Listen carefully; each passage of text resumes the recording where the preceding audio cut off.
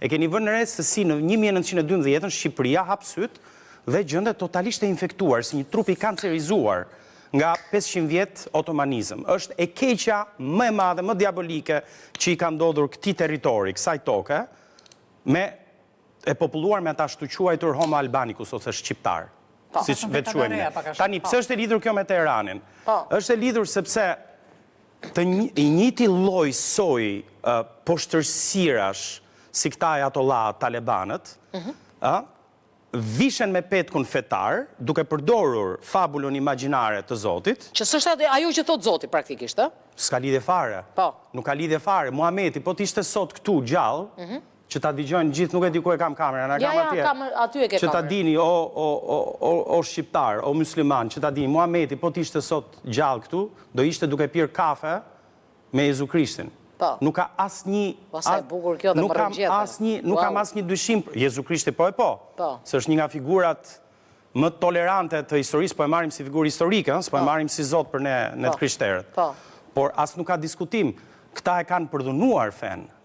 Dhe në qoftë se kjo qënë ka feja që të vrasësh gratë me gur, e të kesh polici morali, apo në Pakistan mora vesh sot, në Afganistan, talibanët kanë kaluar një ligj ku, për shumë, ti mund të arrahësh gruan, dhe nuk futet më në kodin penal, po merret si një mas e brendshme familjare që merr burri ndaj gruas, për sa kohë që nuk i thyen kockat. Pra është ky keq kuptimi i fesë që po na çon drejt kësaj lufte? Dgjoj Ornela, sa e bukur. Për sa kohë që nuk i thyen kockat gruas, pranohet rrahja. Nuk ka problem, mund ta tërheqësh për flokësh, mund ta përplasësh edhe në mur, mund t'i bjerë edhe të fikët. I ke lexuar librat e shenjtë?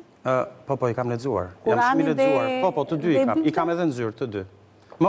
Mos ma prish, këtë dhe flasim. Po duash flasim për Kur'anin, për Bibël. Jo, po se po e shikoj me shumë urrejtje, kupton? Librat e shenjtë janë librat e shenjtë. Më fal. Jorgo e ke mbi emrin? Po, më falë, se nuk e kuptova fare ndërhyrjen. Unë po flasë për talebanët që rrajnë gratë dhe ti më thua mua librin e shenjtë. Ata janë popull që kanë pavarësinë e tyre, kanë shtetin e tyre. Unë sa po thash që s'ka lidhje me librin e shenjtë. Jo, se po e shikoj për pjesën e... Jo, ai po thotë që ajo që bëjnë ata shkon kundër librave të shenjtë. Nuk e kuptova fare. Lutem, e mbajmë në nivel logjik pak, mos ta ulim pak. Mos ta ulim poshtë kësaj, një sekond. Jo, mendim kote ke lexuar librin e shenjtë, nuk e pranoj unë. Vjen keq. Do e mbajmë në një nivel. Po është këti nivel ju nuk e ul. Kështu që hajde mbajmë në një nivel logjik, common sense. Pra, edhe njerë, unë po flasë për talebanët, për terroristët, për pisat, për njerëzit që përdhunojnë konceptin e besimit. Ti beso në Zot, ku të duash? Beso dhe kjo kanoqja po të dush. Shko adhuroj edhe hënën, e kishe shumë të bukur sot. S'ka mas i lloj problemi, po të duash. Mos beso fare në Zot. Por mos më hajde mua të më imponosh në mënyrë politike një mod de vie dhe një mod de pensée ose modalitet të menduari, duke e futur pastaj në kode politike, penale, kushtetuta, ligje, formon edhe parti politike, vjen në pushtet dhe më del me një shëmtir si ai ajatollahu që u rrotulloft në ferr.